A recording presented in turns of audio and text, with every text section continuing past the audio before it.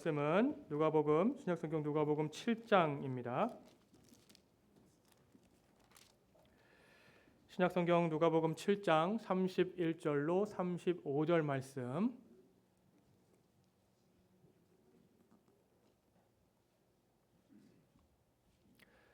신약성경 누가복음 7장 31절로 35절 말씀입니다. 우리 다 찾으신 줄 알고 한 절씩 교독하신 후에 35절 다 같이 합독하시겠습니다. 또 이르시되 이 세대의 사람을 무엇으로 비유할까? 무엇과 같은가?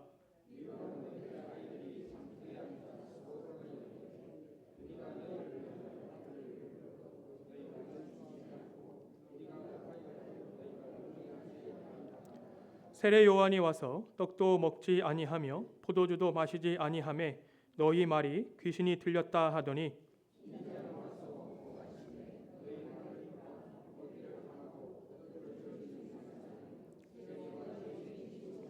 다 같이 읽겠습니다. 지혜는 자기의 모든 자녀로 인하여 옳다함을 얻느니라. 아멘. 자리에 앉으시겠습니다. 이제 임태현 목사님께서 능동적인 믿음 생활이라는 제목으로 말씀 전해 주시겠습니다.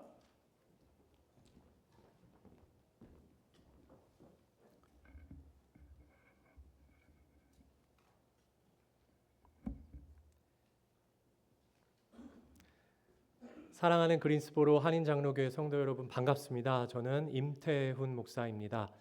제가 작년 9월에 하나님 말씀 들고 이 자리에 서서 설교했었는데 8개월 만에 이렇게 또 하나님께서 다시 한번 우리 성도님들 하나님 말씀 가지고 만나게 해주셔서 개인적으로 너무 기쁘고 감사한 마음이 큽니다. 주님 이 자리에 우리 성도님들 한 분 한 분을 불러주셨는데 정말 이 자리가 성령 하나님께서 우리를 일깨워 주시고 하나님의 말씀으로 우리가 한 마음이 되는 그러한 시간으로 오늘 하나님이 인도해 주실 것을 믿습니다. 여러분, 예수님 시대의 인물들 중에 세례 요한이라고 하는 사람이 있었습니다. 예수님의 오실 길을 준비하는 사명을 받았던 사람이죠. 광야에 살면서 그는 메뚜기와 석청을 먹었고 낙타 털옷을 입고 금욕적인 삶을 살았습니다. 겉모습은 볼품 없었는지 모르겠지만 그는 확신을 가진 확신의 사람이었습니다. 메시아의 길을 준비하는 그 사명에 대해서 그는 확신이 있었습니다. 그래서 광야에 있었지만 빈들에 있었지만 그는 회개하라 천국이 가까이 왔느니라 라고 외치며 그 믿음을 행동으로 나타내 보인 것이죠. 세상의 기준으로 볼 때에는 이 세례 요한의 외침은 그저 허공에 흩어지는 소리에 불과할지 모르겠지만 하나님께서는 그것을 하나님의 능력으로 들어 사용하셨습니다.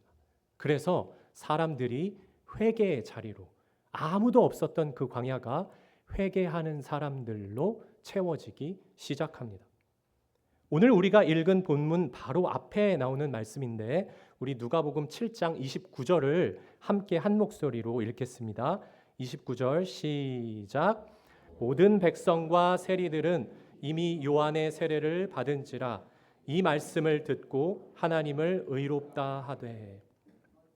모든 백성과 세리라는 표현은 다시 말하면 많은 무리의 사람들, 일반적인 사람들을 가리키는데 그들을 대표하는 무리들이 누구인가? 바로 세리와 같은 사람들, 죄인이다라는 거죠.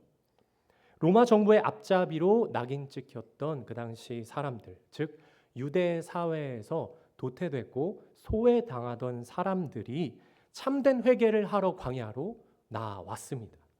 그리고 요한의 세례를 받았습니다. 당시 사회에서 죄인이라고 손가락질 받던 사람들이 하나님 앞에서 엎드려지기 시작하는 것입니다. 그리고 하나님의 말씀을 들은 그들은 반응합니다. 하나님은 의로운 분이시다라고 고백을 하게 되는 거예요. 반면에 분명한 하나님의 메시지임에도 불구하고 그 말씀에 반응하지 않았던 무리들도 있었습니다. 30절 우리 함께 다시 한번 읽겠습니다. 시작. 바리새인과 율법 교사들은 그의 세례를 받지 아니하므로 그들 자신을 위한 하나님의 뜻을 저버리니라. 두 번째 부류의 사람들이 있었는데 그들은 바로 오늘 말씀이 기록하는 것처럼 바리새인과 율법 교사들이라 말하고 있습니다. 즉 당시 유대 사회에서 힘이 있는 사람들이었어요. 권력이 있는 사람들이었어요.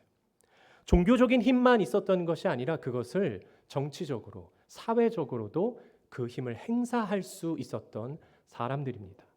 여기 나오는 율법 교사라는 타이틀이 갖는 의미는 단순히 그냥 일반 서기관들도 포함하고 있지만 더 나아가서 당시 서기관들보다 그 더 위에 있었던 상위 클래스의 서기관들이 있었습니다. 그들은 법을 만들 수 있는 사람들이었어요. 종교에 이 하나님께서 내게 주신 이 율법에 대한 자부심이 있었기 때문에 율법에 정통한 그들이 법을 만들고 적용할 수 있었던 것입니다. 그렇게 힘이 있었던 종교 지도자들, 권력이 있는 사람들은 요한의 세례를 거부했습니다. 중심을 다하는 회개가, 마음을 찢는 회개가 그들에게 너무나도 필요했지만 그들은 그러한 하나님의 메시지에 반응하지 않았던 것입니다. 하나님의 뜻을 그들 스스로 저버렸습니다. 마태복음 23장에 보면 예수님께서 바리새인과 서기관들을 꾸짖는 장면이 기록되어 있습니다. 23장 3절에 보면 그들은 말만 하고 행하지 않는다라고 기록합니다. 말은 맞게 하는데 행실이 없는 거예요.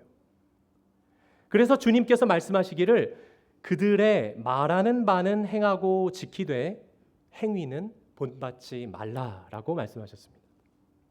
그들은 다른 사람에게 내가 거룩하고 좋은 이미지로 비춰지는 것에 관심이 많았습니다. 나 자신과 하나님께는 솔직하지 못했습니다. 그들은 사람을 만족시키는 일에 많은 열심을 보였습니다. 왜 그랬죠? 그래야 사람을 기쁘게 하고 만족시켜야 그 사람들에게서 내가 높임을 받을 수 있잖아요. 하나님 중심의 삶이 아니라 사람 중심의 삶을 살았던 것입니다. 그래서 그들은 랍비라고 불리는 것을 굉장히 좋아했어요. 랍비요. 또한 내가 말씀을 항상 내 곁에 둔다라는 것을 강조하기 위해 어떻게 했죠? 말씀이 담긴 경문을 손목과 이마에 사람들이 잘 보이게끔 달아놨습니다. 예수님은 그들의 외식을 주의하라라고 경고하시며 이렇게 말씀하십니다. 이 백성이 입술로는 나를 공경하되 마음은 내게서 멀도다. 이것이 당시 바리새인과 율법 교사들의 모습이었던 것입니다. 이러한 배경으로 오늘 말씀을, 오늘 본문을 살펴볼 텐데 누가복음 7장 31절에 이렇게 말씀합니다. 또 이르시되 이 세대의 사람을 무엇으로 비유할까? 무엇과 같은가? 여기서 이 세대의 사람에 해당하는 것이 바로 이러한 바리새인과 서기관들입니다. 그들을 대표하는 무리들입니다. 그 사람들 중심으로 그들의 영향을 받고 그들의 영향을 받은 사람들이 그러한 가치로 살아갔습니다. 그 무리들을 향해서 이 세대들을 어떻게 비유할까 말씀하시는 것입니다. 예수님의 비유가 나오는데 32절 함께 한 목소리로 읽겠습니다. 시작. 아이들이 장터에 앉아 서로 불러 이르되 우리가 너희를 향하여 피리를 불어도 너희가 춤추지 않고 우리가 곡하여도 너희가 울지 아니하였다 함과 같도다. 예수님의 이 비유를 이해해 보면 이렇습니다. 지금 장터에 한 동네 아이들이 모여 앉아 있습니다. 그런데 옆 동네 아이들이 이 장터에 놀러 온 거예요. 그래서 우리 저 옆 동네 아이들이랑 한번 친하게 같이 지내보자 하는 의미로 이 동네 아이들이 피리를 불기로 합니다. 야, 우리가 피리를 불면 분명 저 아이들이 따라서 춤을 출 거야 하면서 피리를 불었지만 옆 동네 아이들은 그 피리 소리를 듣고도 아무런 반응을 보이지 않았습니다. 그리고 이렇게 심각한 표정을 지으며 말합니다. 야, 우리는 그렇게 하하호호 즐겁게 떠들고 웃으면서 노는 애들이 아니야. 너네들 정말 그리고 내가 볼 때는 너무 유치하고 경박스러워 라고 말합니다. 그래서 이번에는 이 피리를 불었던 동네 아이들이 야, 그러면 우리가 이번에는 다른 방식으로 한번 접근해 보자 하면서 곡을 하기 시작합니다. 죽은 사람 흉내를 내며 곡을 합니다. 그랬지만 이번에도 옆 동네 아이들은 그 곡소리에 맞춰서 울지 않았습니다. 반응하지 않았던 것이죠. 그리고 이렇게 말합니다. 야, 우리는 너희들 같이 이렇게 청승맞고 우울하게 노는 애들이 아니야. 너네들 진짜 제정신이 아니구나 라고 그 동네 아이들을 거절해 버립니다. 여러분들 한번 생각해 보시기 바랍니다. 자녀들을 두신 우리 부모님들 많을 텐데 아이들의 특징은 무엇입니까? 모여 있으면 일단 정신이 하나도 없습니다. 굉장히 활발하게 능동적으로 서로 반응하며 노는 것이 바로 우리 아이들이죠. 그래서 정상이에요, 그게. 그런데 이 비유 속 아이들을 한번 가만히 보시기 바랍니다. 이 비유 속 아이들은 피리를 불어도 곡을 해도 어떻게 하든지 간에 그것에 반응하지 않습니다. 예수님께서 이러한 그들의 특징을 집어내고 계신 것입니다. 그리고 곧바로 이어서 33절에 예수님께서는 그 비유를 풀이로 직접 해석해 주십니다. 33절을 우리 함께 읽겠습니다. 세례 요한이 와서 떡도 먹지 아니하며 포도주도 마시지 아니하매 너희 말이 귀신이 들렸다 하더니, 세례 요한은 지금 하나님의 메시지를 품고 하나님의 말씀을 전달하고 있습니다. 지금이 바로 회개할 때이다. 그래서 금욕적으로 마치 곡을 하는 사람과 같이 광야에서 살았던 것입니다. 너희들 제발 좀 반응해라. 제발 반응해라. 라는 마음으로 그 삶을 살았던 거예요. 그런데 그 세례 요한의 모습을 바리새인과 서기관들은 어떻게 말하고 있습니까? 네가 귀신이 들렸구나, 미쳤구나 하는 것이죠. 하나님의 뜻에 반응하지 않았습니다. 34절을 우리 한번 읽어보겠습니다. 34절입니다. 시작. 인자는 와서 먹고 마시매 너희 말이 보라 먹기를 탐하고 포도주를 즐기는 사람이요 세리와 죄인의 친구로다 하니. 이제는 예수님이 오셨습니다. 예수님이 오셨는데 예수님의 사역 방식은 세례 요한의 사역과는 전혀 다른 사역이었습니다. 사람들 틈에 직접 들어가셔서 사람들과 함께 부대끼고 땀 흘리셨습니다. 그리고 사람들과 함께 살며 함께 먹고 마시는 삶이 바로 예수님의 사역이었습니다. 가난한 자들을 위로하시고 병든 자들을 고치시고 외면하고 차별받고 정말로 하나님께서 불쌍히 여김을 받을 그 사람들을 직접 찾아가셔서 그들의 친구가 되어 주셨습니다. 그렇게 함께 떡을 떼고 잔을 나누는 예수님을 바라보면서 바리새인과 서기관들이 뭐라고 말합니까? 먹기를 탐하고 포도주를 즐기는 사람이다. 죄인과 세리의 친구가 되는 사람이다라고 예수님을 거절하고 하나님의 말씀에 반응하지 않았습니다. 그게 지금 예수님께서 우리에게 알려주신 이 비유입니다. 그렇다면 그들은 왜 반응하지 않고 하나님의 말씀을 거절했을까요? 그들은 실제로 하나님을 믿는다 말은 하지만 그들의 실상은 자기 자신이 이제껏 계속해서 쌓아왔던 부와 명성, 자기 자신이 여태까지 유지해 온 힘과 권력을 계속해서 이어나가는 것에 모든 중심이 다 쏠려 있었습니다. 그래서 종교 행위라는 가면을 그들의 겉을 치장하는 것으로 계속해서 열심을 내고 살았던 것입니다. 겉으로 볼 때는 정말로 능동적인 모습입니다. 열심히 살았던 사람들이 맞습니다. 바리새인들이 얼마나 열심히였습니까? 하지만 그 속은 어떠했는가? 지금의 상태를 유지하면 모든 것이 편한 거예요. 모든 것이 좋기 때문에 무언가를 더 하지 않아도 됩니다. 하나님의 뜻을 거절하고 요한이든 예수님이든 반응하지 않으려 했습니다. 속으로는 아무것도 하기가 싫습니다. 영적으로 안일하고 아무런 생각이 없는 자들입니다. 하나님의 일, 하나님이 어제도 일하셨고 오늘도 일하시고 내일도 일하실 텐데 알아서 하시겠지. 소외된 영혼들, 하나님의 돌보심이 필요한 영혼들, 겉으로 위해 주는 척 말만 하면 됩니다. 그러나 그들의 필요를 채워주지는 않습니다. 왜냐? 주님의 손과 발이 되는 것이 불편하거든요. 자기를 가꾸는 겉모습만 능동적이지 그들의 속사람은 수동적인 상태입니다. 하나님께서 그 마음을 계속해서 찌르시는데도 불구하고 전혀 반응하지 않습니다.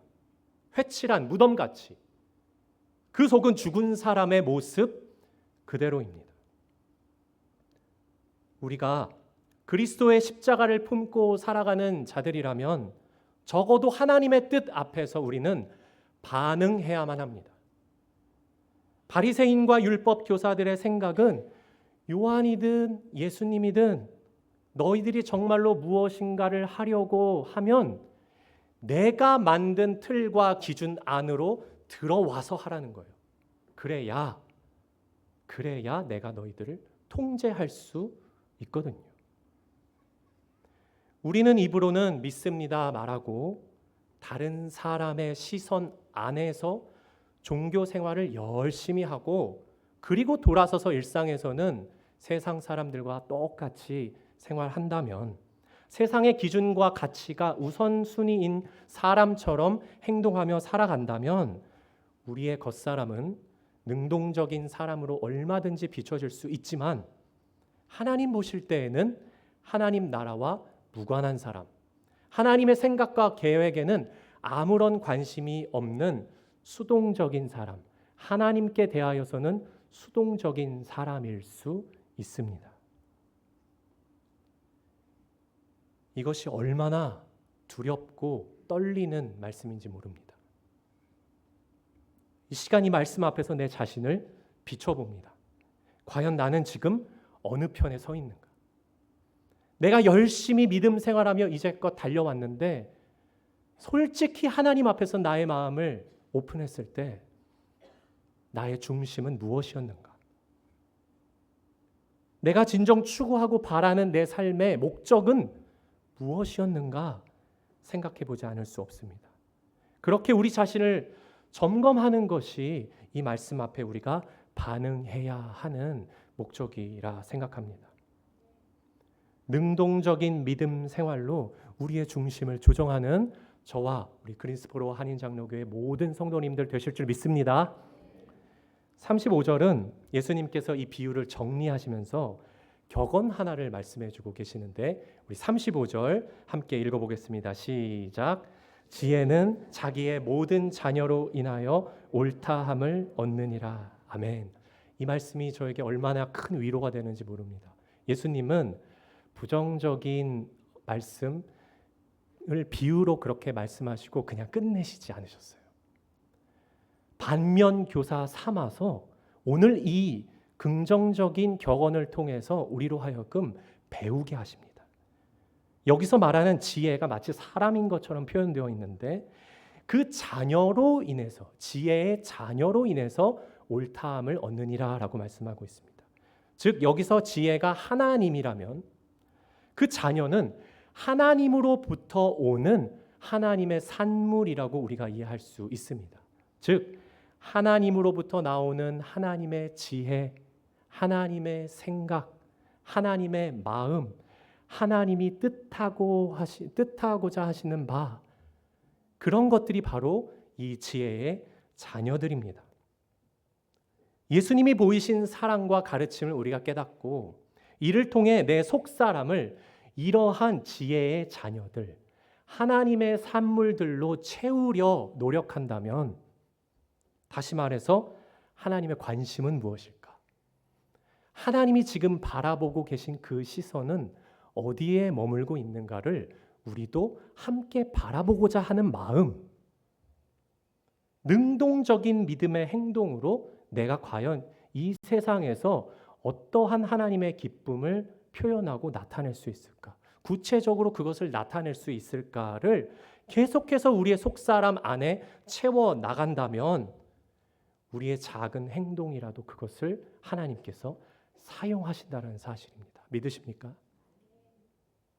그럴 때에 하나님께서 옳다 세상이 인정하는 거예요. 우리를 통해서 그리스도의 제자들인 우리를 통해서 하나님이 높임 받으시고 하나님이 영광 받으신다는 사실입니다. 여러분, 오늘 본문 바로 뒤에 이러한 능동적인 믿음을 보인 한 사람이 소개되고 있습니다. 바로 예수님께 향유를 부은 한 여인입니다.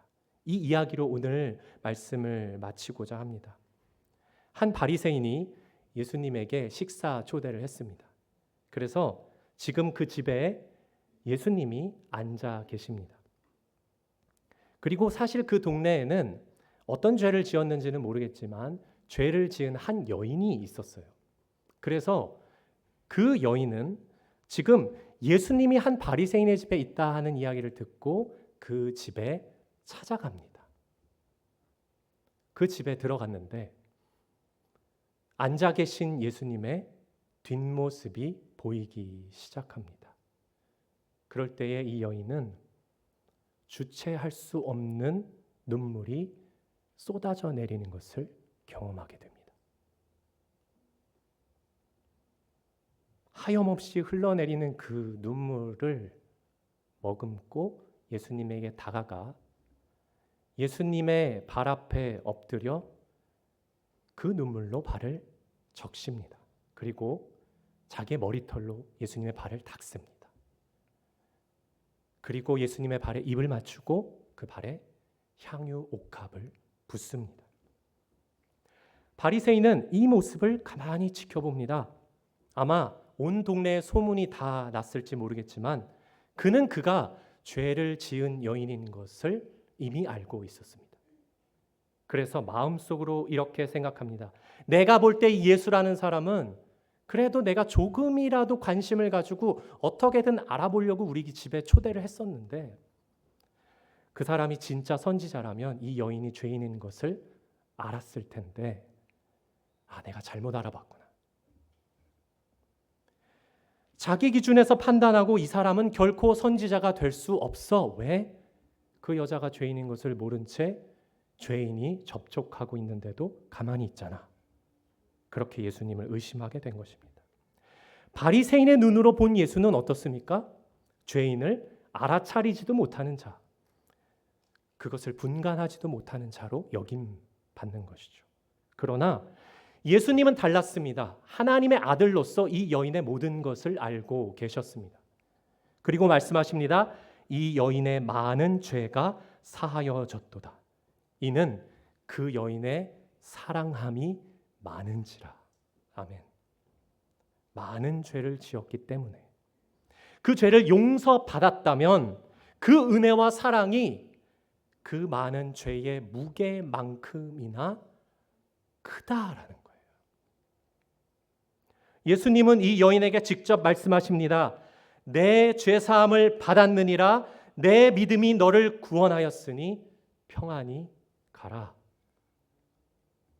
저는 이 여인이 예수님을 찾아와서 예수님 제 죄를 지금 용서해 주세요라는 의미로 예수님의 발에 향유를 부었다라고 생각하지 않습니다. 예수님은 이 여인에게 뭐라고 말씀하셨죠? 너의 믿음이 너를 구원하였다 말씀하셨습니다. 그것은 이 여인이 내 행위로 구원받았다라는 말이 아님을 우리 성도님 잘 아실 겁니다. 당연히 아니죠. 그러면 어떤 의미입니까?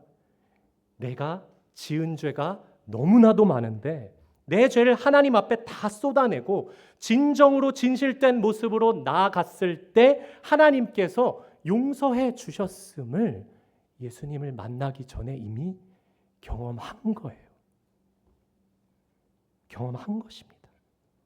이 여인은 이미 예수님께 나아가기 전에 하나님께 용서함을 받았다고 저는 생각합니다. 내가 그 용서를 받을 자격이 조금도 없지만 믿음을 주셔서 믿은 거예요. 그래서 예수님께 나온 이유는 감사해서, 그 은혜가 너무 커서 그 향유 옥합을 예수님의 발 앞에 부을 수밖에 없었던 것입니다.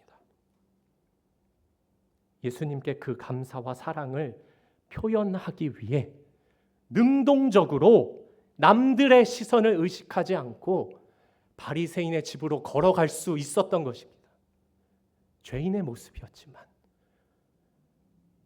내 속사람을 능동적인 믿음의 사람으로 채우자, 예수님에게 다가가자, 감사하기 때문에 그 예수님께 나의 이 큰 은혜를 표현하자.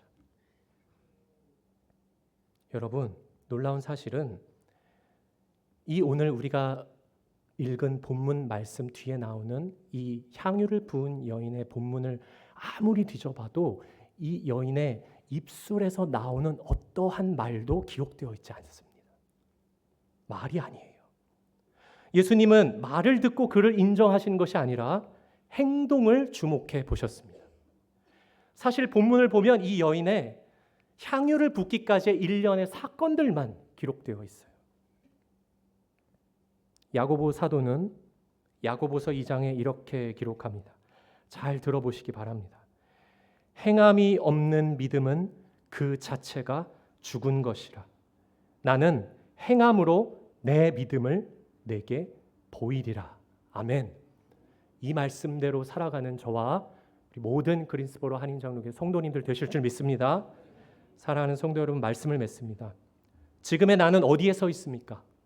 겉으로는 열심인데 속으로는 수동적인 신앙생활을 하고 있지는 않은가? 우리 자신을 점검할 필요가 있습니다. 맹목적으로 그냥 남들이 믿으니까 믿어야지가 아니라 하나님, 적극적으로 내 속사람을 능동적으로 하나님 앞에서 보이길 원합니다. 믿음의 확신을 가지고 하나님 나에게 맡겨주신 사명을 끝까지 선한 싸움을 싸우며 감당해 나기를 소망합니다. 그렇게 고백하며 행동으로 그 믿음을 보이는 저와 여러분 되기를 원합니다.